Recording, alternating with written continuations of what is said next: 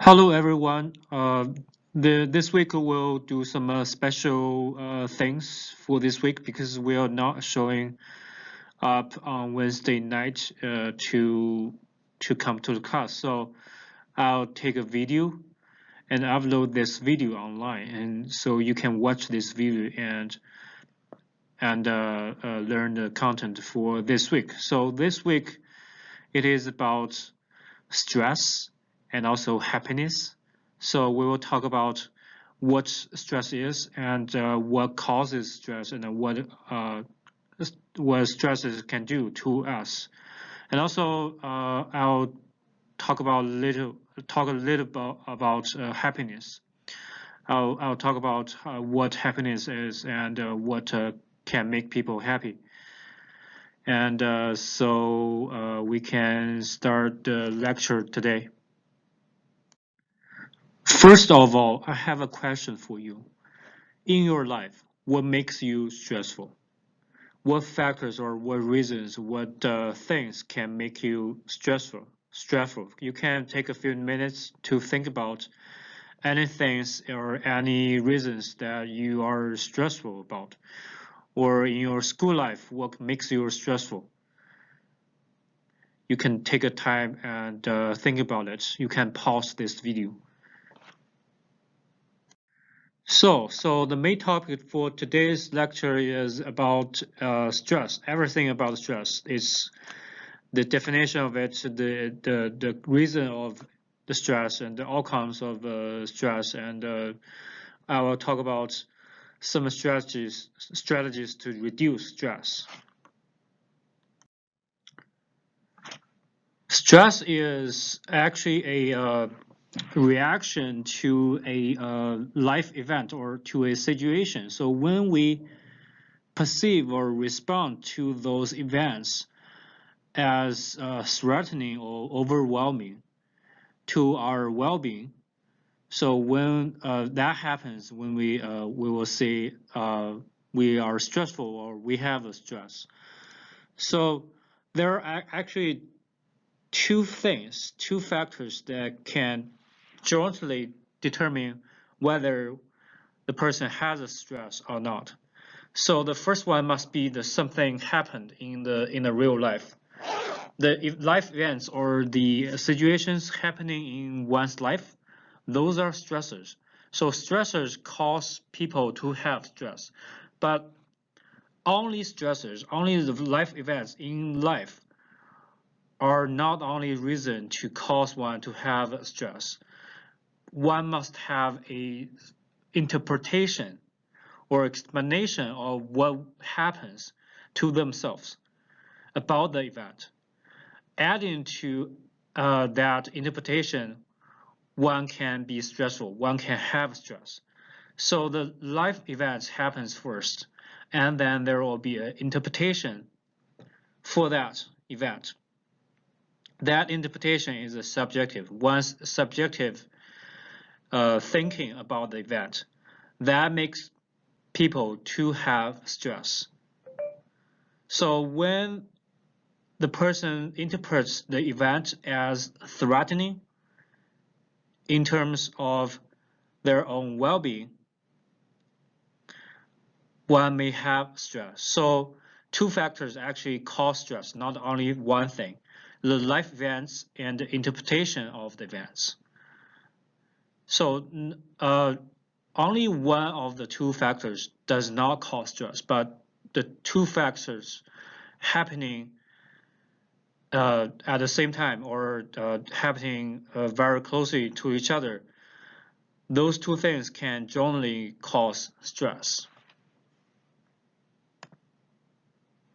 So only the life events do not really cause stress, but the interpretation of events, which is a key that can cause the stress. But how do we interpret the event? So it's a thinking process. It's a cognitive process. We can interpret whether the event is a threat or no in terms of our own well-being. So we can explain or think that the event is very threatening or stressful, or we can think this event is not that threatening or stressful. So in psychology, we use the term appraisal to describe this thinking process. The cognitive psychologist Lazarus discovered two types of appraisal. So the two types of appraisal, they happen in sequence. The first to happen is called primary appraisal. So there must be a judgment or interpretation of whether or to what degree this event will have the potential harm or threat to their own well-being. So the first thing is the stressor happens, and then there will be a perception of the stressor, and we can perceive what this event is, and then we can have a judgment, we can have an interpretation about whether this event will harm us or threat us, whether that event can damage our well-being. So we may interpret this event as threatening to our own well-being. So we can explain this event as something that can damage our well-being, or we may interpret this event as something challenging. So something challenging is the thing that may help us grow, help us develop skills, not necessarily damage our well-being. So that's a process of primary appraisal. So the second type of appraisal happening after primary appraisal is called secondary appraisal. It's a thinking process about the available options to deal with, to cope with the stress, to cope with the stressor. What are the strategies we can use to solve these problems or deal with this life situation? So if we can think of some options that are really effective, we do not think this event is very threatening. So the threats are really low. But if we don't have available and effective options to cope with the stress, we can think that the threats are really high because there's no way to deal with the stress. So we think that this event is very, very threatening. So let me give you an example. So if you go to you are in the wild in Africa, and suddenly you see a lion approaching to you. So that's an event. That's the situation that you face at that moment. And the lion shows up, and you see the lion. You know that's a lion. And after that, you have a judgment about whether the showing up of this lion can damage or can harm your well-being or not.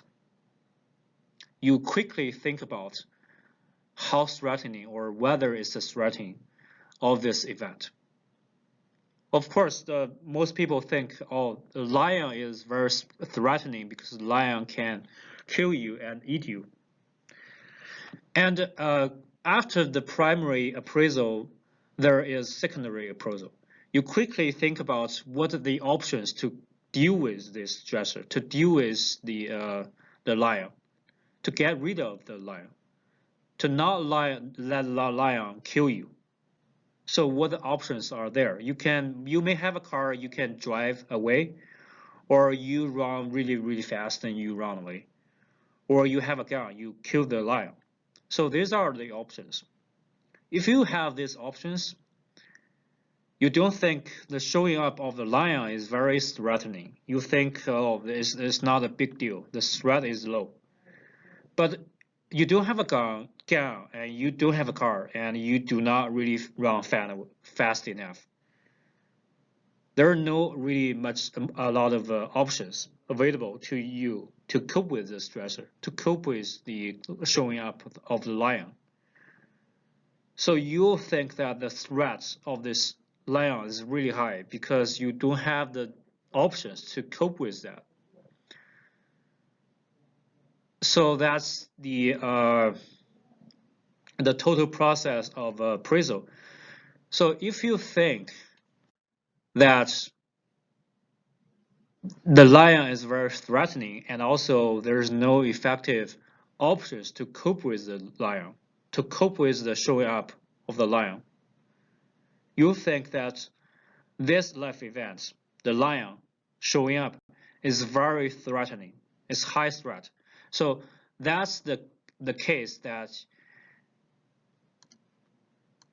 you actually have stress. So when the stressors showing up, the stressors happens, you go through two steps of appraisal.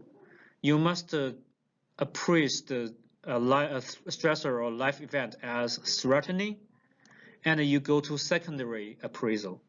You think of the options to cope with the stressor.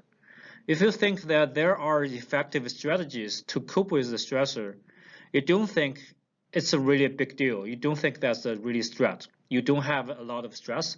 But if you think there are no really good options to deal with the threat, you think that that's very threatening. When you think that a stressor is very threatening, you have stress. So that's why I say the stressor combined with the appraisal determine whether you have stress or not. So that's the total process of having the stress. And we can go to next slide. So there are a lot of life events that we can perceive or we can interpret as very stressful. So what are they? So any events that are unhealthy or frustrating can be stressors, like a physical unhealthy or frustrating physical environment, such as noise and pollution. Really, if you hear a lot of noises, you're stressful and you may be stressful because you do not want to hear the noise, but you keep hearing the noise. That makes you very, very stressful. Some kind of unhealthy lifestyle, such as the poor sleeping habits. You do not really sleep well every night. That make you stressful. And also there are some undesired events such as traffic jams that make you stressful. There are some factors or reasons in the society such as discrimination or economic crisis. Those undesirable events in the society happen and you are stressful about those. And also there are interpersonal factors, some like relationship friction, and also even more serious undesired events such as rape and sexual harassment that make you to be stressful. And also there are some undesirable events that happen to you to make you to have a trauma. These events are traumatic events such as military combat or natural disasters. If you experience those traumatic events, that make you really stressful. And also some kind of life changes, such as the death of family members, that may cause the stress in you. And you may think of other life events that can be stressful or can be the stressor. You can think about it. So the next question is, what can stress affect you?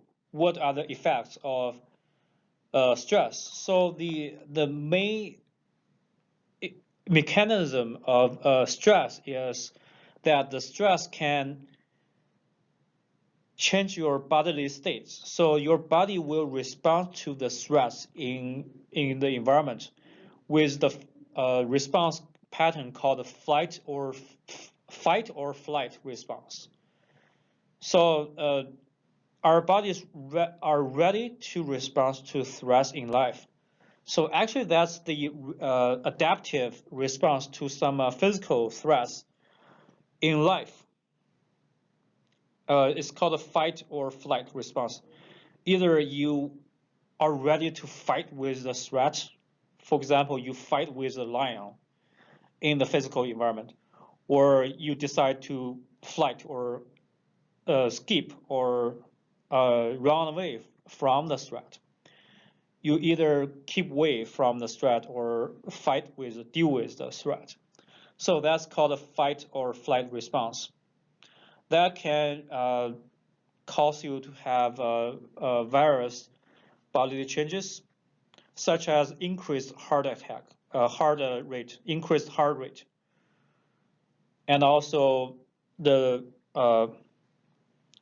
constraint of stomach digestion, because your body is ready to fight with some kind of a threat. So your body is not, cannot focus on digesting the food. And also the increased heart rate help you to really activate your body to deal with the threat.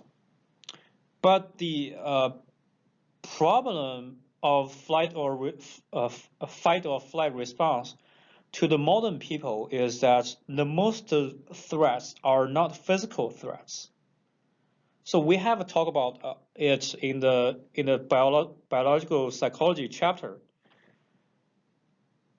Our body is really ready for any kinds of threats, but our body cannot tell the difference between the social or psychological threat and the physical threat. Any kind of threats, including societal, including psychological, including interpersonal threats, happen. We perceive them as threats, and our body does not differentiate this kind of stress. Our body just prepares us to respond to the physical threat. But there's no physical threat in most of cases for the modern people. So actually it's a maladaptive reaction to nowadays life. But actually the fight or flight responses can actually changes some biological states, and also cause have some kind of undesirable outcomes. So what are the undesirable outcomes if there is a too much fight or flight response? There are some biochemical changes in our body, such, for example, the stress hormones will be released. So there will be a type of hormone that is responsive to the threat, to the physical threat. To be honest, there will be a type of hormone that is responsive to the physical stress that is released in the body and cause some bodily changes.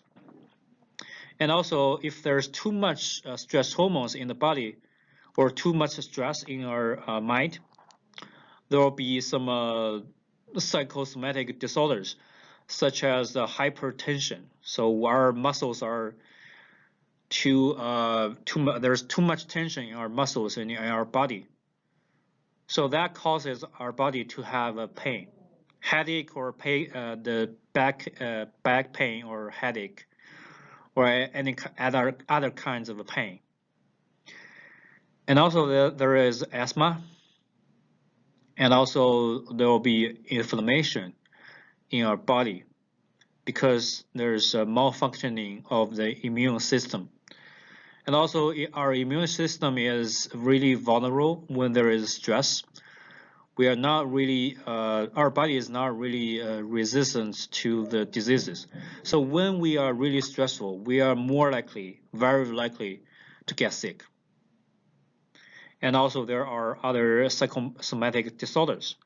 And also there is some kind of a real physical illness, such as cardiovascular disease, such as heart attack, such as cancer, such as headaches, and so forth. Or even stress is related to the shorter life. We can have a shorter life if we are really stressful in life. And maybe there are more negative consequences related to stress. So there is a short video that introduces the negative consequences of stress, and we can watch it now, or you can click the link and watch it when you have the slides. Let's watch this video.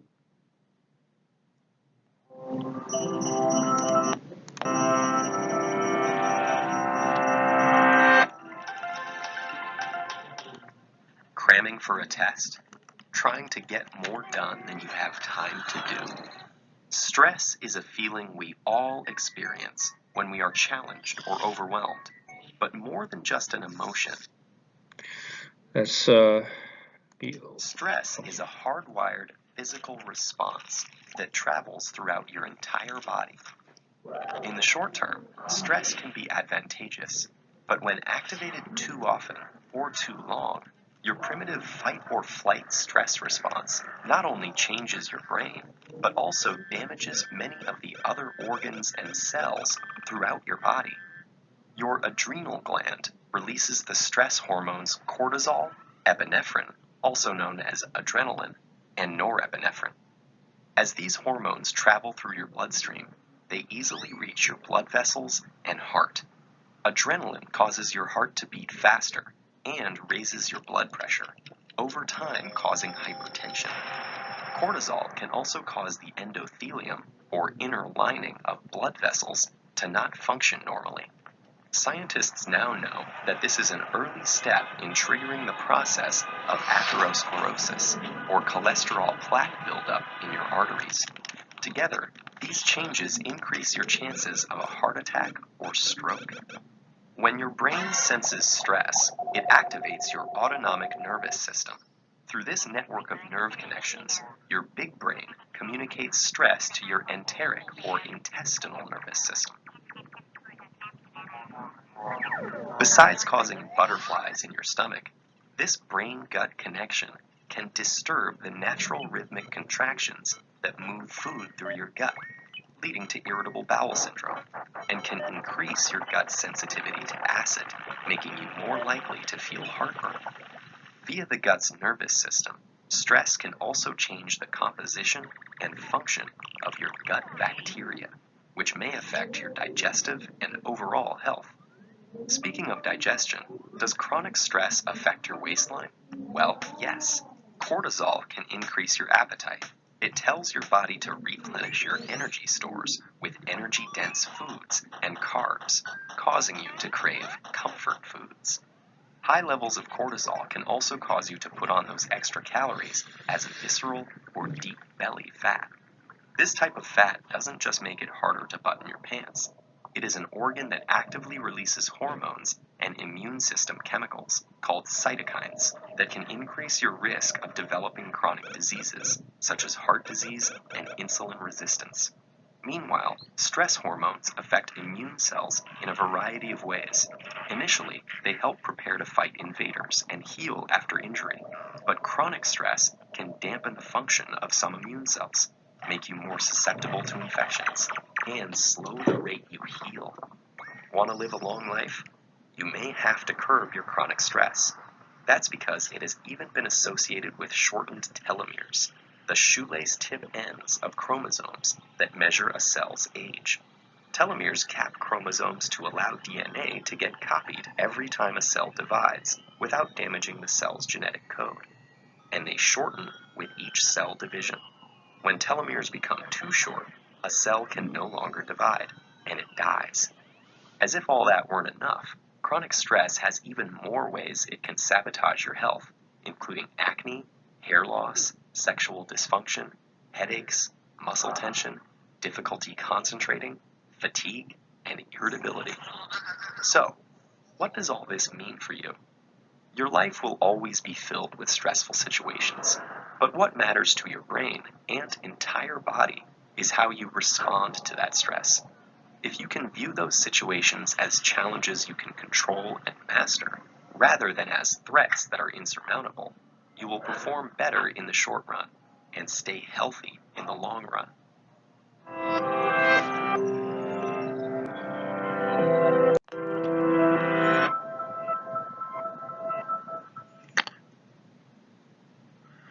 Okay, so this short video can actually clearly introduces the causes of the stress and what the stress does to our body.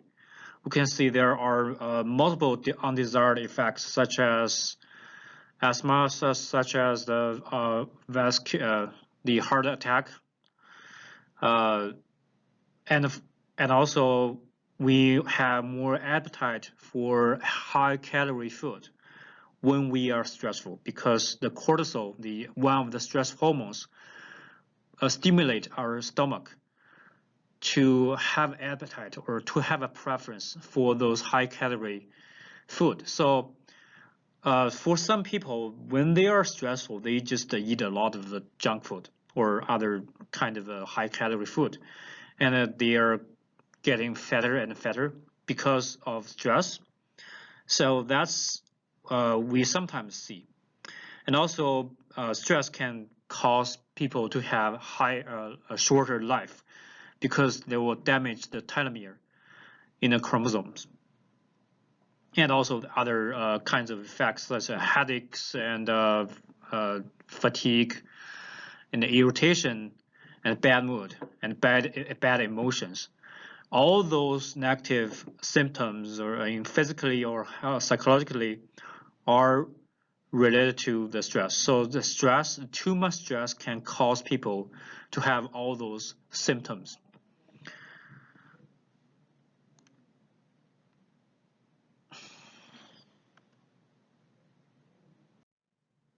Just now we talked about the negative consequences of stress to our bodies, to our bodily reactions, but there are some negative consequences related to our psychological health too about stress. So there are some psychological consequences of stress.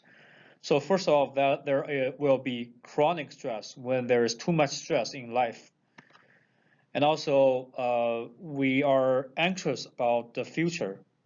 We are worrying about whether we can have a successful life in the future. So that's also a effect of stress. And also we have depression. So we'll talk about anxiety and depression next week, but right now we can briefly talk about those two symptoms. So depression is the emotional reaction that every emotion is so suppressed by our body so that we do not really have a lot of emotions. We are not happy, we are not really sad, and also we do not have a lot of motivation to do things. The life is very, very dull, and there's not too much going on in life. We do not want to do anything, and nothing is interesting to me. So that's the symptom of depression. So one of the negative consequences is depression, and also there will be burnout if there's too much stress during a long time. So burnout is a chronic reaction to the stressors in life or in work or in school. So it's states a psychological state that the physical strength or emotional resources or the thinking abilities are exhausted or depleted. So there's no physical strength. There's no emotional strength to deal with the life. There's no desire to think about the life. And also there's a chronic fatigue. Even though I do not anything, I feel really tired. That's chronic fatigue. And also weakness. I feel so weak, and also low energy. I do not have energy to do things in life, and also I feel like it's so helpless and hopeless. There's nothing that I can do to change the life situation. Whatever effort I make does not change the life situation. There's no future. There's no hope in the future in my life. So these are symptoms of burnout. So it's a feeling that the energy, physical energy is gone, and the emotional energy is gone as well. And also, we have a feeling, we have a belief that the life is meaningless, the life is hopeless. There's no hope in the future. So if we have too much stress over a long period of time, we have burnout. So these are all the symptoms of burnout.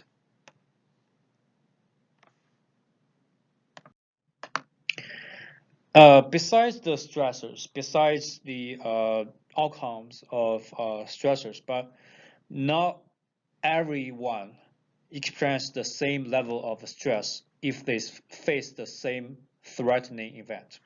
So there are some individual differences in responding to the same stress. So the concept that differentiates the different people is very important to us to know is called a resilience. So the resilience is our psychological capacity to bounce back or go beyond the stressful events. So with high resilience, we can resist the stress. We can even go beyond the normal situation, normal life status, and be better with high resilience. But if we do not have a lot of resilience, we cannot really bounce back from the stressful events. So the stress will have a lot of negative consequences to our body, to our psychological states. But how to have high resilience, or why some people are really resilient and some people are not really resilient? So the research shows that if people are hardy, if they have a hardiness, they are resilient. So what are the characteristics of hardy people? What is hardiness? So there are three characteristics of hardiness. First of all, the hardy people, they like challenges. They have appetite for challenges. They see challenges as chances to grow instead of a threat. In other words, they have an orientation or they have a tendency to see something in life or something that is really not really desirable as challenges that can help them to grow rather than something that is really threatening. And also, secondly, the hardy people have a really strong sense of commitment. They are committed to their life goals. They have a zest for life. They know what they are doing. They know what their goals are. They do not really forget their goals every day. So they really commit to their goals. They make a progress toward achieving the goals in life. And also, thirdly, the hardy people have a internal locus of control. So we have talked about internal locus of control in the chapter 10 about emotions. So internal locus of control is a belief that people can control the outcomes in life. They can influence life events and they can control their own destiny. So that's the belief of internal locus of control. The hardy people have that belief. They believe that they can control their own life. They can have a influence if they can make effort. So the Hardy people they really like challenges. They have a strong sense of commitment, and also they have internal locus of control. We have talked about what stress is and what causes stress and what are the negative consequences of stress.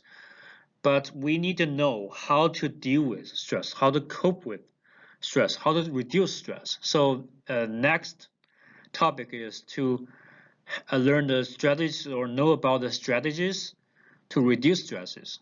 And first of all, I want to talk about some responses or strategies that do not really work to reduce stress. So sometimes people have stress and they do the following things, such as they distort the perceptions. They do not have a real understanding of the life situation. They lie to themselves. They do not really want to accept the fact, the truth of life.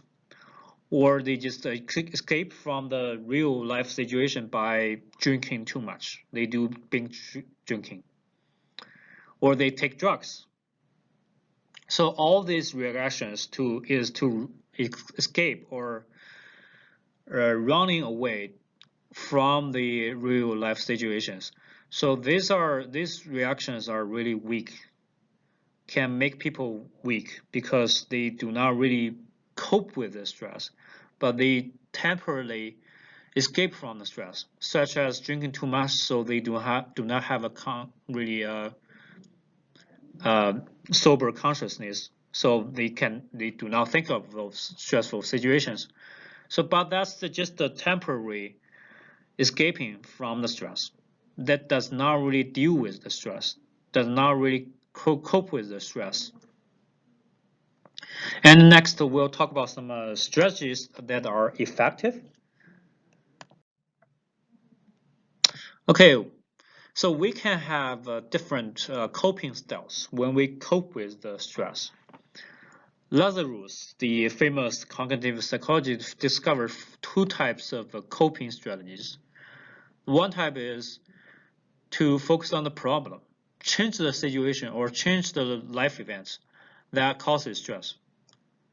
So we remember that stress is not only a product of a stressor, not only a product of interpretation, but it's a product of combining the life stressors and also the interpretation. So there are two things to deal with the stress. First thing is to deal with the stressor, to get rid of the stressor, remove the stressor, solve the problem. If there's a difficulty or a problem, we solve it, we overcome it. If we change that situation, the stressor is no longer existing in the environment, so there's no stress. So that's problem focused coping. And the second type is that if we do not change the situation or we cannot change the situation, there's always a stressor in our life. How do we deal with it? We can use emotion focused coping. We can change our emotion. We can change our interpretation of the event. How do we change the interpretation? We can reappraise the event again. We can do reappraisal. We can reframe or think about the event in another way. We do not have to interpret the event, the stressor, in a certain way. We do not have to interpret the event as threatening. We can interpret the event in another way. But how to change the thinking, how to change the cognition? That's the most difficult part, because oftentimes we have a thought, we do not think that thought can be wrong. If we have some thoughts, we think that these thoughts are common sense or really straightforward. We do not have to doubt the correctness of that thought. But sometimes our thoughts can be changed. We can interpret the events with another interpretations, not particularly this interpretation. We need to do a reappraisal. So how to reappraise? So one coping strategy that may be the most effective is called proactive coping. So with proactive coping, we do not really passively react to the stressful events to come, but we proactively cope with the stress. We can interpret the event as something that can help you to grow or help you develop the skills or knowledge. So we do not necessarily interpret the event as something can damage your well-being, but you can interpret this event as something can make you better, can help you to be better. So that's proactive coping. So we can take advantage of the negative events. So we just see the life events as challenges. So the challenges have a potential help us grow, develop skills rather than damage our well-being. So when that negative life events happen in our life, we can reprise the life events. We can interpret the events as something that help you to be better. So it's a chance, it's an opportunity for you to grow instead of something that can undermine your well-being. So that's proactive coping.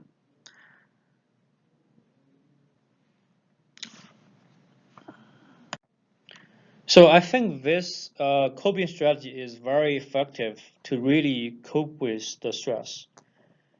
Because sometimes of course, we can solve the problems, we can change the situation, but what if the situation does not change or cannot be changed? We have a limited power to change the situation, to change the difficulty, but we have the power to change ourselves, to change how we think about it, how we interpret the environment around us. If we interpret or reframe the event as something that we can help us, we can grow from those negative events, we can be better. We can reduce stress. Okay, so there are other effective strategies to reduce stress as well. We can seek the social support from others. We can let others help us reduce the stress instead of we make our own effort to reduce stress. And at Eurotimes, we need to build good relationships with others. So good relationships are really beneficial for us to overcome the difficulties, to overcome the stressful situations. So what we can do to seek social support, we can ask others for the advices. We can get the actual help from others to really solve the problem. So that's the problem-focused solving. Problem-focused coping. We can ask others, what advice can you give me to deal with the difficulty? Or we can ask others to get help from, ask others to help us. And also we can ask for the guidance, and also we can ask others to encourage us to overcome the difficulty. And also, very importantly, we can seek the emotional comfort or emotional support from others. So how do we do that? We can share the experiences, the negative life experiences with others. And if the other can respond to your emotions with empathy, with understanding, with encouragement, with acceptance, I think that the stress will be effectively managed. That's the power of sharing. So if you share your experiences with others, share your emotions, your negative emotions caused by stress to others. Sometimes the effect is very clear and obvious. And also importantly, if the other can really respond to your emotional needs or emotional reactions with empathy, you will be much better than before. So the empathy is very powerful.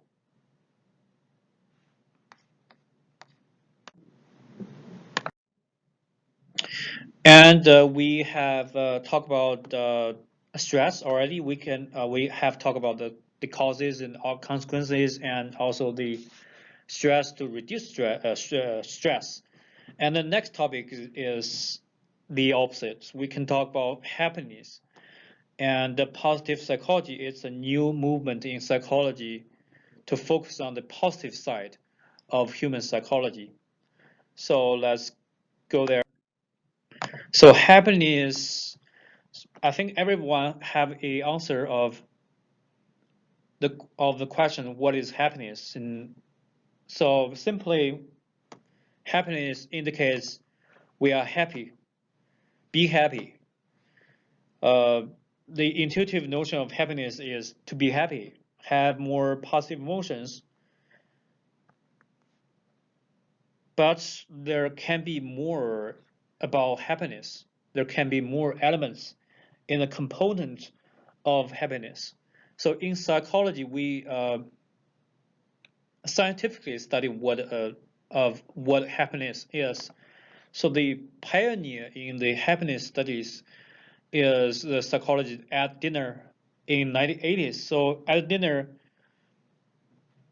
proposed that there are three components in the concept of happiness. First one, there is more positive emotion, more happiness. And the second one, there's less negative emotion. So the negative emotion is gone. There's no anxiety, no depression, no sadness. But there's more happiness, more love, and more contentment, more interest. And also the third component is that we are satisfied with life. That's the cognitive or a subjective judgment, cognitive judgment about the life. So it's a judgment of whether we are satisfied with the life or not. So there's emotional component, which is more positive emotion and less negative emotion. And also there's a cognitive component of happiness, which is the satisfaction with life. And also later, Martin Seligman, the previous president of American Psychological Association, developed the model of PERMA. So PERMA, or PERMA, stands for the 5 components of happiness. So P stands for positive emotion. That's easy to understand. If there is more positive emotion, there will be happiness. And the second one is engagement. It means that not only positive emotion, but if we are really engaged in the things that we are doing, we are engaged in life. Whatever we do, whatever things we do, we are engaged in that thing. So that's engagement. If we are engaged in life, we can be more happy. And also R stands for relationship. It means that if we have good relationships with others, we can be happier. The M stands for meaning. Not only positive emotion, not only engagement, not only good relationships, but if there is meaning in life, or we can feel like the life is meaningful, there's a purpose in life, there's a sense of meaningfulness. If we feel like the life is really meaningful, that part also contributes to the happiness. We are happy because our life is meaningful. And also the last part is accomplishment. If or achievement. Sometimes it's achievement. So if there's accomplishment, there's success in life. Our life is successful. If we do something, we can succeed. We can get it done. There will be happiness as well. So the 5 components: positive emotion, engagement, relationship, and meaning and accomplishment can contribute to happiness. So if we take each initial letter from each word, it's PERMA.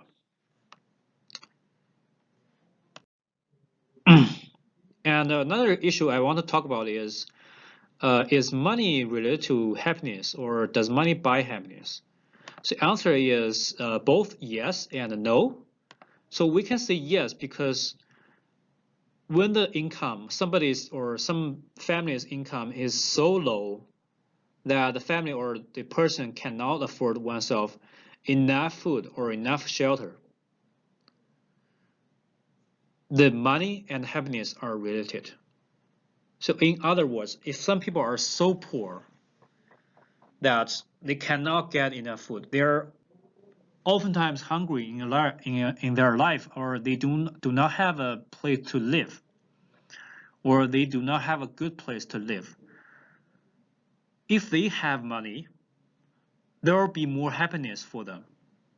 Because why? Because their physiological needs are satisfied. Because they can get rid of the hunger, get rid of the discomfort caused by the homeless or bad shelter situation. If their physiological needs are satisfied, they're happier. But the antecedent of affording enough food and shelter is to have enough money. So for those people, if there's more money, there will be more happiness. But if the income is enough for us, for the people to afford the enough food or our shelter, the money is not really related to happiness anymore. In other words, if we have a life that we are not really hungry at all, we have enough money to buy the food, we have a place to live. It's a nice place. It's kind of a nice place to live. We do not have the threats of physiological needs in our life. At that time, money is not related to happiness. So it means that when there is enough money for us to help us keep healthy, can help us maintain a good to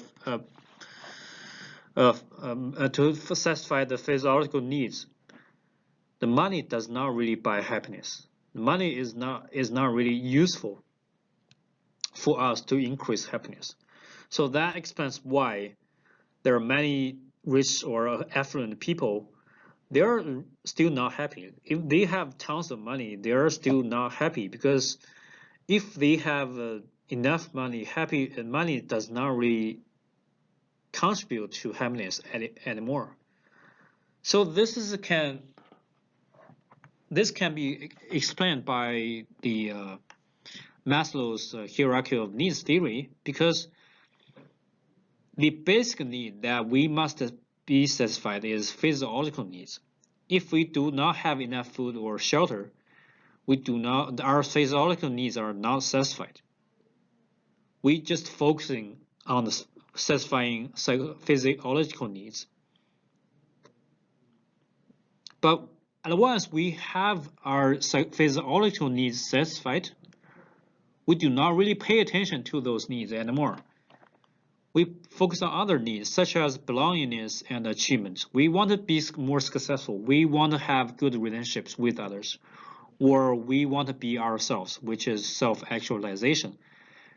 And once our needs, physiological needs are satisfied, we focus on those parts, those more psychological or spiritual parts of the needs, rather than the physiological needs. So there will be a turning point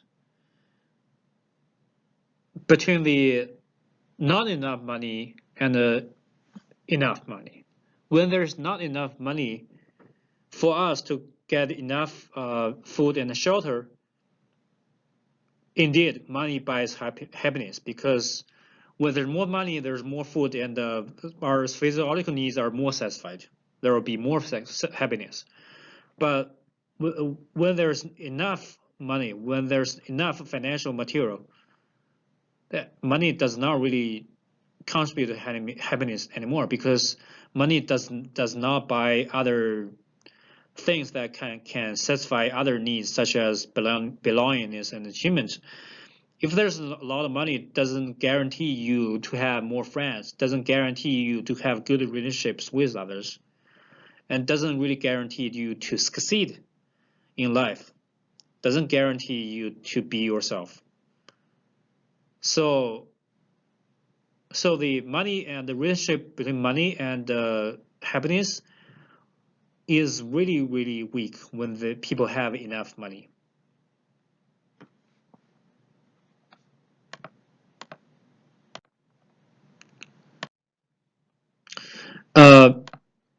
So the study of happiness and other positive topics in psychology is called positive psychology.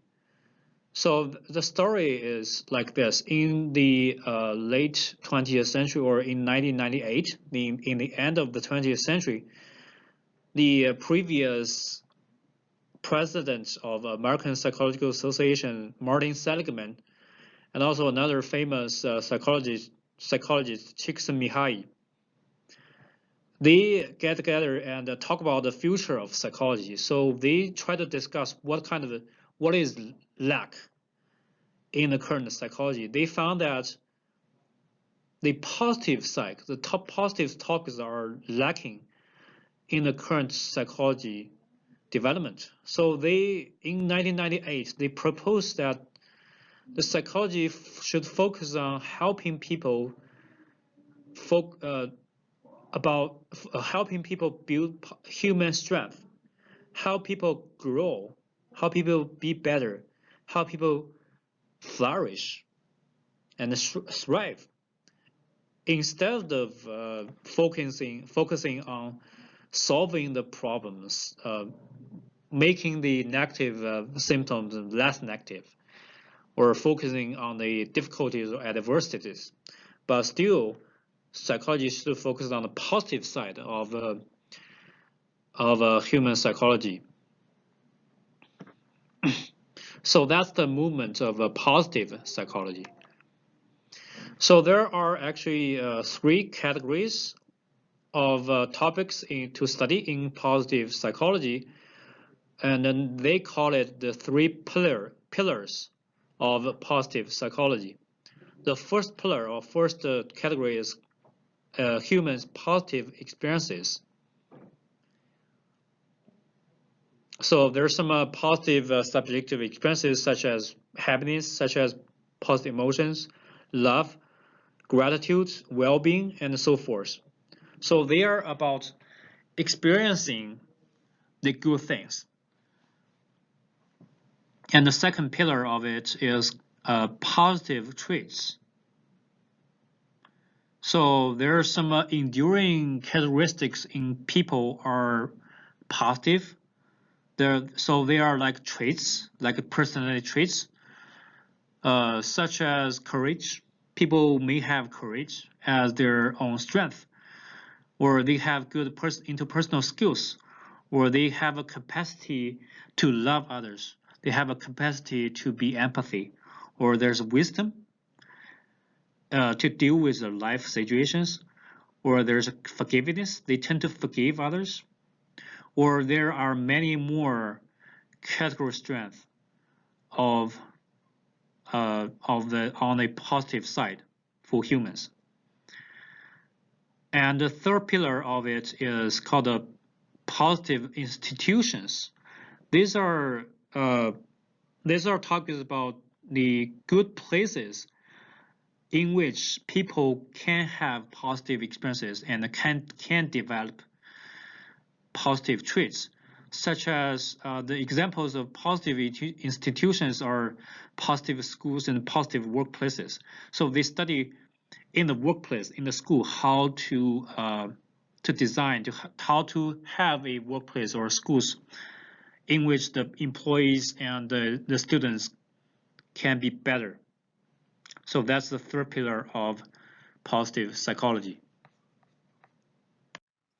Okay, so for this week, there will be an actual credit assignment. That assignment is a really short essay, up to 1 page. Before writing this essay, you need to find a life event that makes you very stressful. That life event is a stressor, of course. And find that event and reappraise it. Reappraise this event.